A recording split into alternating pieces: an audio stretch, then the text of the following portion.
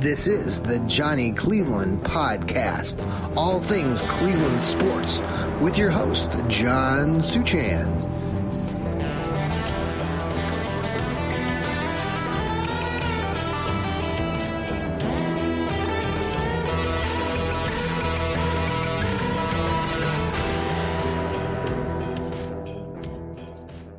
Well, good evening, everybody, and welcome to another edition of the Johnny Cleveland Podcast.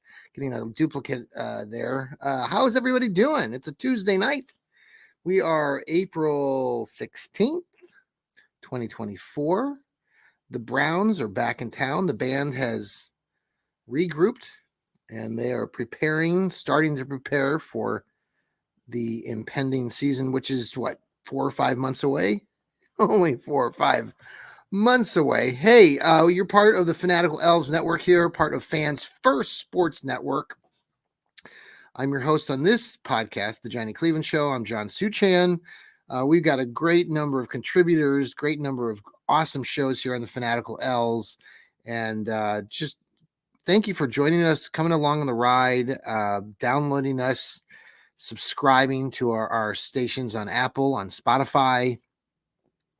You know, the shows keep growing here on the Fanatical Elves. Our colleagues, Lou Marconi's got his Burning River Browns Talk daily show.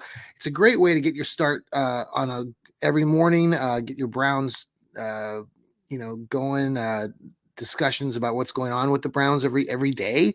And 5-10 minutes of your day, it's really good quality listen to. So Lou's doing great there. And then Noah Olson, he's got his show, the East Bank Sports Show, with his buddy Matt. He's also got a couple other shows with the East Bank group, some colleagues that he works with as well. Jarrell Flint has his Dog Food Radio. Awesome stuff. He's got a whole line of apparel too, so check that out. I think it's dogfoodshop.com. And then we've got our other great, awesome colleagues who've been along for the ride for over the last year when we started this adventure, and that includes, we got Steve Gill with the Dog Pound South show, our colleague that lives down there in Nashville. We also have Elliot Cannell.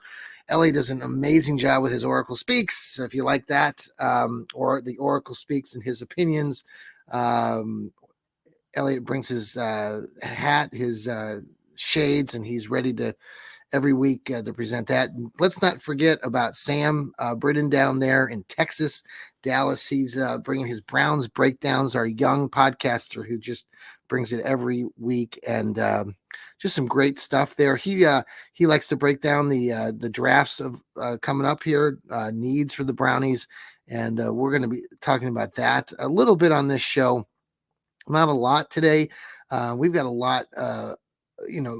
We're about a week and a half away from the actual NFL draft starting Thursday night in Detroit, Michigan, the Motor City. Looking forward to seeing that. Now, the Browns don't have a first-round pick, and most Browns fans who follow the team know why, and that's, if you're living under a rock. Deshaun Watson, our trade for that mighty quarterback, has prevented us from having any first-round picks for the foreseeable future. Do we get one back next year? I can't remember. It doesn't matter at this point. We just want to see Deshaun compete and help bring wins to the Brownies. He had a semi-successful season last year. I think he went 4-1. He was on the podium today talking about his recovery from his latest shoulder injury that occurred last year.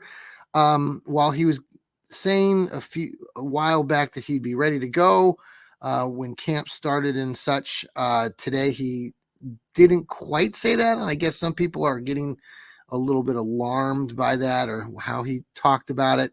Hopefully he'll be back and ready to go. I've talked about this on this show before, that my biggest bugaboo with Deshaun and his ability to, it's just to be out there on the field. And we haven't seen that consistently in his time so far. And the time in Cleveland has been brief. Obviously, he had the suspension initially, and last year he was hindered by injuries. If Deshaun Watson is healthy, then this team is very good, even without Deshaun Watson, as we saw Joe Flacco take the reins last year and do some amazing things in the latter part of the season. So we'll see. Right now, Deshaun is recovering. People are saying that he's got better zip on the ball, or he's firing away already, and we'll find out. We've got months to talk about it, and I'm sure we will. In the meantime, Nick Chubb did sign that reworked sort of contract where the team is giving him a lot more extra incentives.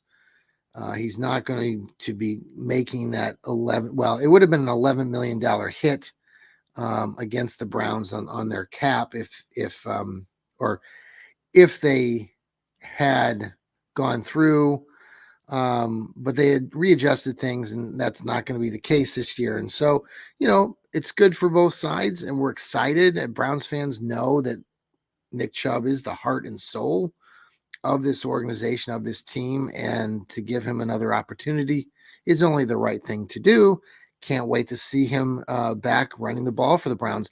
Hard to say again in this instant what to fully expect. I think that Nick Chubb will come back maybe a little slower, a little bit more, who knows? But he's done amazing things in his whole career. And the idea that he's had these back-to-back injuries, they were separated by several years. Obviously, this latest injury did a lot more damage than the first injury the same knee. So we'll monitor it. We'll pray. we'll keep our fingers crossed that Nick Chubb can come back. Considering where we were in week 2 of last year, and remember how you felt. I remember doing that podcast after the horrific injury, and just how every Browns fan universally just was sick to their stomachs, trying to even consider what the future held for the Browns after that crazy game in Pittsburgh and losing Nick Chubb. But here we are. The team went 11 wins and 6 losses. Amazing. Really amazing. And so give credit where credit is due. You give credit to Coach Steady Eddie and Andrew Berry. And this team is, going to hopefully fire on all cylinders and do some amazing things this season. A couple people that were distinguished today, the Cleveland Browns brought back a couple veteran players.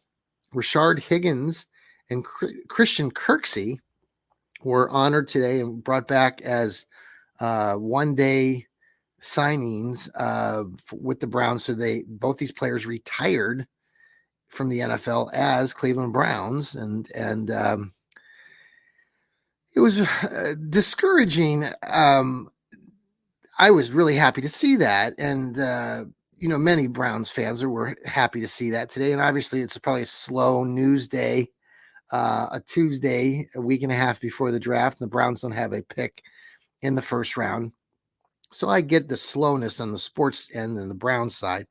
But it was still nice to see these guys come back to Cleveland. It was nice to hear them both say really positive things about their time in Cleveland. And it was disheartening to hear other analysts, local analysts, the Cleveland Sports Show there up in Cleveland, and the Bull guy or whatever his name is, who sits on TV with these 2 other knuckleheads, and they just start dissing what the Browns, or specifically the guy, Adam, whatever his name, Bull, about what they did today, what the organization did in honoring these guys. He said it was an embarrassment that he thought the Browns were not going to go back to this, that he basically said that these are 2 players that did nothing for Cleveland, and why are we recognizing them? And he said that he thought the Cavs were the only bad team that was run poorly, but now he said that Cleveland's reverted back to their bad ways. And I'm like, oh, give it a break, man. These guys, I'm sorry. I mean, we know here in the Fanatical Elves, We do these shows for you, the Browns fans who are really tuned in and are paying attention and really enjoy, hopefully more positively than not, rooting on your Cleveland Browns. And these guys up in Cleveland, these local guys who think they're all that and something else, want to spew this crap and want to then give their stupid ass opinions about basically a moment in time where an organization is trying to give props to two guys who legitimately had solid careers in the NFL while their time in Cleveland. Yeah, the teams didn't do that well in some of the seasons that these guys played for, and I'll break that down here in a minute. But for these guys to get on the air, these knuckleheads up in Cleveland, I mean, I'm sorry, these guys get paid a lot of money to sit there. That a lot of us here on the Fanatical Elves do a much better job of talking about and giving props to the Cleveland Browns than these guys who just want to spew dirt. I mean, why do you want to diminish these Browns players' efforts? Why do you want to diminish an organization? And this kind of hits on what our colleague Lou Marconi and many of us talked about on our Fanatical Elf show last week, Thursday, where it really is true that and we were kind of talking about like the national media, but the truth is there's a lot of local media who like to bash this team, even when they're up, even when they're doing things well. And so they go back and they want to recognize two guys who gave it their all when they were here in Cleveland. And somehow that's a bad look, which is just ridiculous. And it's a terrible take and it's just stupid. So if you're listening, whoever you knuckleheads are on this Cleveland sports show that some of you on these social media platforms like to listen to, you can share with them that the Fanatical Elves think you're a bunch of idiots. So, and you should use your time more wisely when you're talking about former Cleveland Browns players that really did a good job while they were here. So props to Christian Kirksey, props to Rashid Higgins. Yes, we all know what Higgins did in that game against the Kansas City Chiefs. Dude, go back and watch that game. If you want to blame Rashard Higgins for that loss, and you're a Browns fan, you're just dumb. That effort and what happened in that game can't be taken back, but it was just a moment. It was a bang play on the goal line, and you can look at it 1,000 times, but I'm glad that Higgins played for our Cleveland Browns. And as far as Kirksey's concerned, this kid got drafted in 2014 by the Iowa Hawkeyes, or out of Iowa. And speaking of which, we're going to talk about Caitln Clark here from Iowa. Yes, that new WNBA star for the Indiana Fever. Christian Kirksey did a hell of a job here in Cleveland as a linebacker. Had some really good years here, though the years he was here, the team struggled, especially his best years when the team hardly won a game. He would have anywhere between 120, 150 tackles, some sacks, some interceptions. And, he went on to Houston in his last season or two. He did not play last year. And, these guys come back and they talked about their best years being in Cleveland. And, Kirksey met his wife, he said, in this press conference, and had his first child while he was here in Cleveland. So props to these guys. And again, these morons who like to just rip things that the organization does or players, these other podcasts, and I don't even know what is that damn show. If somebody wants to tell me what that damn show is up there, it's on daily, the Cleveland Sports Show, with a couple of these guys, you might follow on the X or whatever. They got to learn how to do their job, man. These guys get paid, I don't know, a lot more money than us here on the Fanatical Elves to just spew crap. So, anyway, we're going to take a break here on the Fanatical. Well, this is the Fanatical Elves Network, part of Fans First Sports Network, and this is the Johnny Cleveland podcast. We'll be right back after these short commercial break.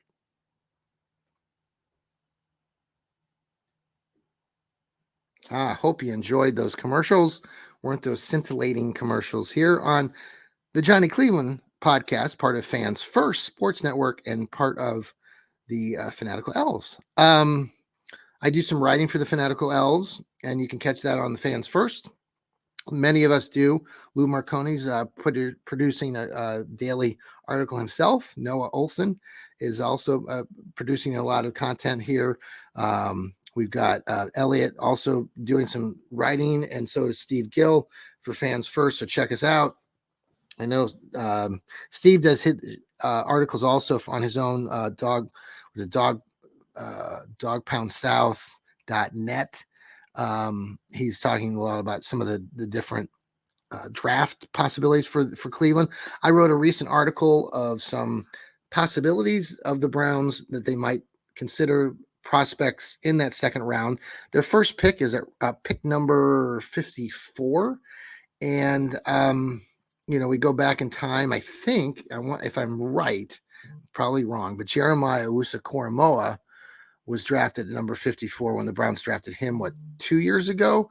I was at that draft. I was at that moment in the NFL spot. It was a tremendous moment. Browns fans were super excited about picking up Jeremiah. And so who did the Browns take this time? And in my article, I talked just about how the Browns, and many of us here on the Fanatical Owls have talked, and many of you Browns fans know this already, that the Browns already have a really solid roster. And so what they're looking at right now, they have some flexibility. They could go defensive tackle. They could go linebacker. They could go maybe a running back. They could go a wide receiver. Michael Hall out of Ohio State, the kid down there, Texas A&M. I wrote about Edgerrin Jin Cooper, linebacker. Interesting prospect. And there's another guy out of BYU. I forget the kid's name, but somebody like Michael Hall out of Ohio State. We went down to Ohio State, grabbed a couple great players, DeJuan Jones, to be one. Why not bring another Buckeye up here to Cleveland and give it a go? I think that would be a great first pick at 54 if he's there. I think he will be in that second round. Then the Browns have another pick at 84, 85. They did pick up an extra 2 or picks in the late rounds, the 6th or 7th round, with some transactions they did earlier. I think they got rid of, or is it Adams, maybe? One of our return specialists who was really pretty good here in Cleveland. I think he is now with I want to say, did he go to New York with the Jets? Anyway, the Browns might try to move into that. I know I heard Lou this morning talking about trying to get maybe a third pick in that top 100. Could happen. I know Lou Marconi and some of the colleagues here, the Fanatical Elves, are going to be on Friday on his show in a week and a half. They're going to go live. We are going to have additional shows in addition to his live show. I'll have some break-in shows so that when the Browns do actually make that pick, I'll have a little 5-10 minute little review of who that pick was, and we'll talk a little bit about that at the time. So tune in for those extra little bits. All right, so that's the Browns news right now. We've still got about a week and a half until the Brownies do play or get into that draft, and so we'll see what happens. Let's change our tune to talking about the Cleveland Cavaliers. Yeah, the Cavaliers. I know this is a Browns network, so we won't spend a lot of time talking about the Cavs, but the Cavs did make it into the playoffs again. They are the number 4 seed, similar to what they did last year. Last year, they won 51 games. This year, they won 48 games. This year, they're playing the Orlando Magic, who have turned around their season from a year ago. They were almost dead last in the rankings last year. This year, they've won 47 games and will be the 5 seed. These two teams have split. Many Cavs fans, pro and against, were rather upset, rattled, and pissed off at the end of the game on Sunday, feeling that the Cavs really got smoked in that fourth quarter and pretty much tanked.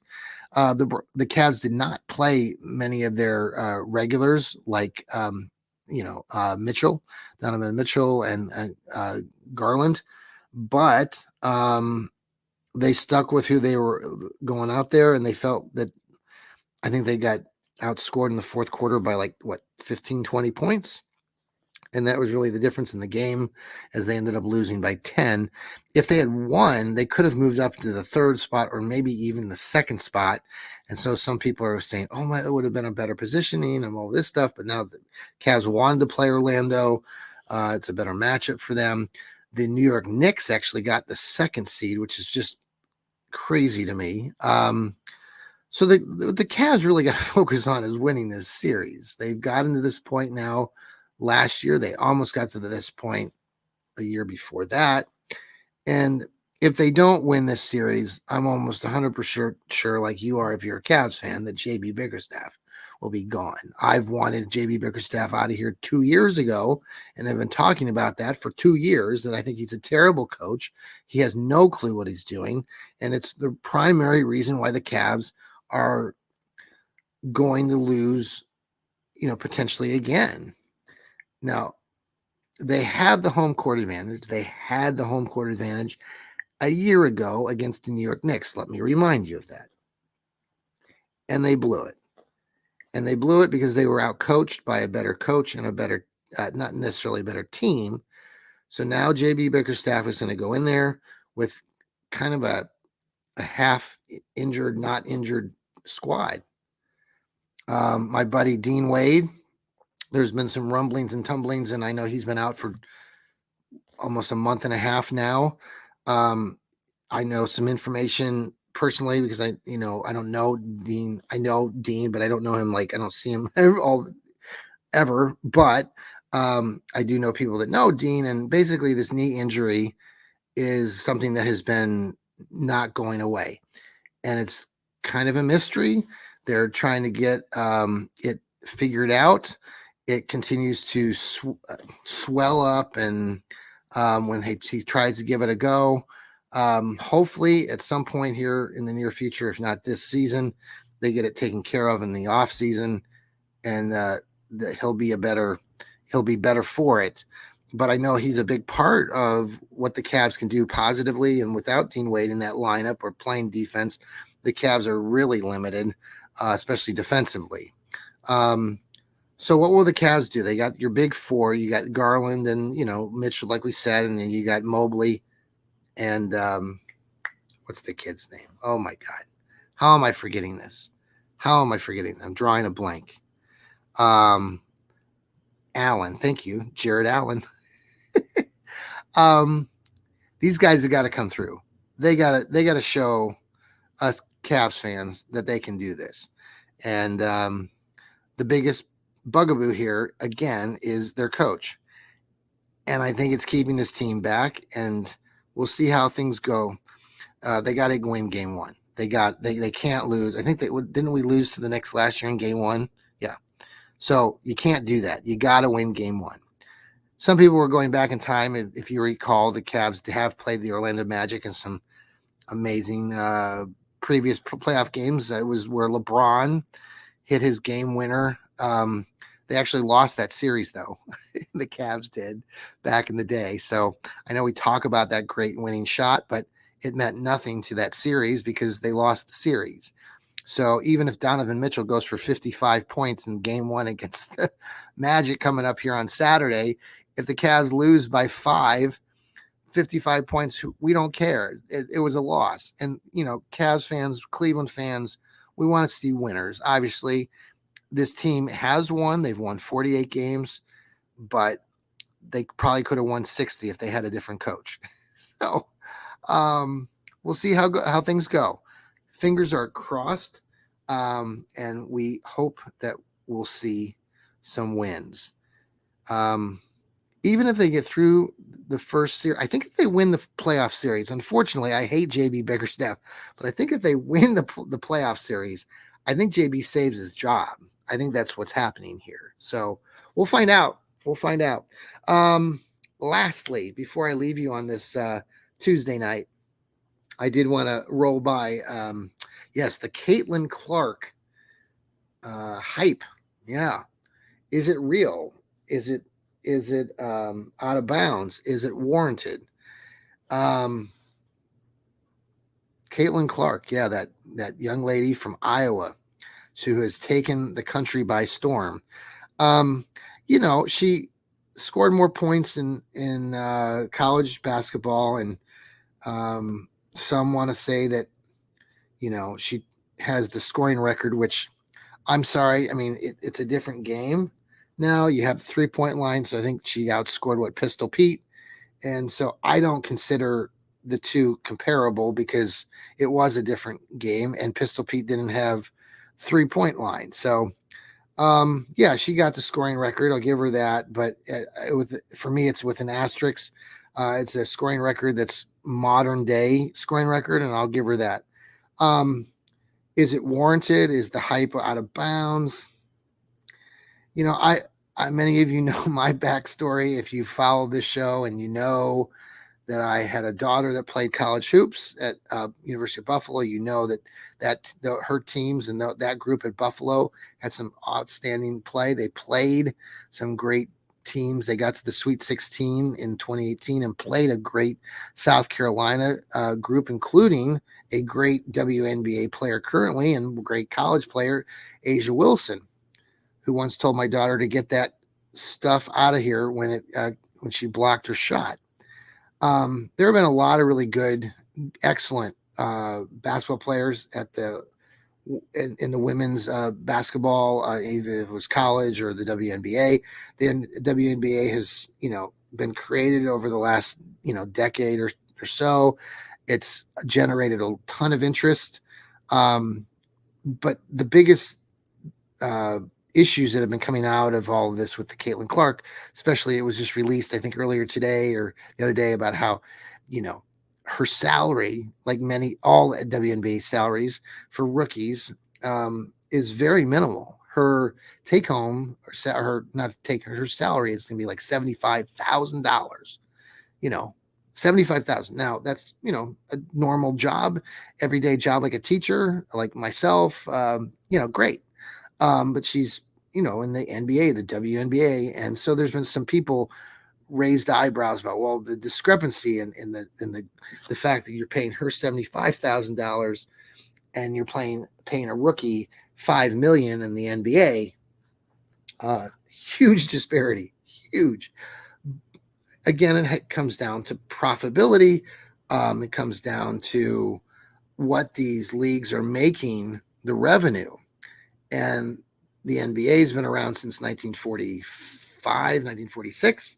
It's huge business. It's LeBron James. It's Steph Curry. These guys are making $50,000 just in their salary, not in addition to the I read earlier today that LeBron's making an additional $80 or $90 million just in extra stuff. Steph Curry is making $60 or $70 million in extra stuff, commercials and advertising on top of the $50 million he makes per season. But a lot of this is all due on NBA and their revenues and what they're bringing in.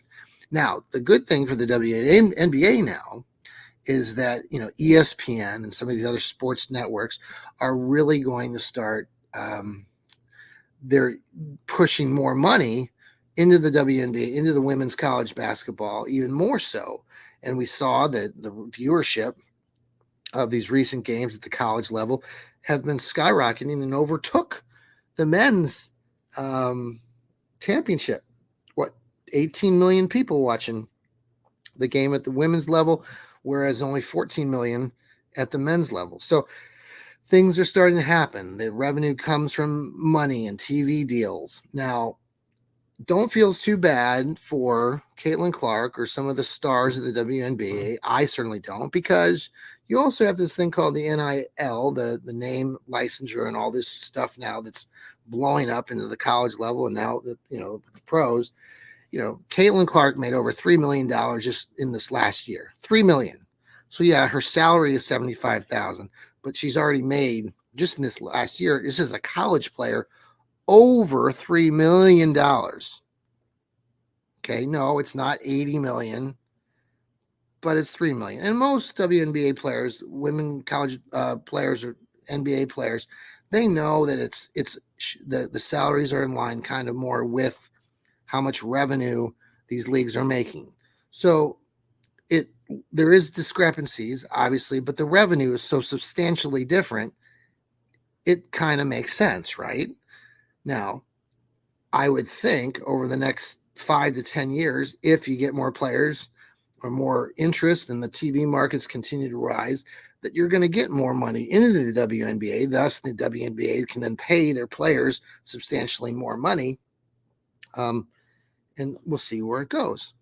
Now, as far as Caitlin Clark and the hype, it's great that she's getting all this hype and she's on Saturday Night Live. She's going to Tim McGraw concerts and going up on stage. She's literally everywhere, right? You're 15 minutes of fame. Now, some of people, I'm not the biggest Caitlin Clark fan. Okay. Why? Just from a basketball standpoint, a lot of people are talking about how she's the best basketball player ever. Come on, folks. If you follow basketball at all or have, and you really watch the game, I mean, Caitlin Clark can shoot the ball. Yes. 35 feet out. Bam. Okay, great. She's got good perception. She's got a good understanding of the game. All those things are really good. But do I think that she's the best damn basketball player that's ever come through college women's basketball and the WNBA? Hell no. And that's a diss to a lot of these other players that have come before her that are doing amazing things in the current WNBA, even before Caitlin Clark got there and with the Indiana Fever. There's a ton of athletic and tremendous women's basketball players out there at the college, at the high school, and at the NBA level. Caitlin Clark is great, but she's not the best. Go watch her play defense someday, okay? Go talk to her father what she needs to improve on.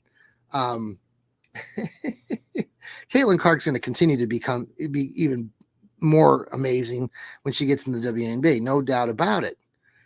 But the euphoria that has taken place over the last few months with Caitlin Clark, rightfully gained because, she's brought a lot of new, young girl basketball players, get their interest in the game, all that's all good for the game.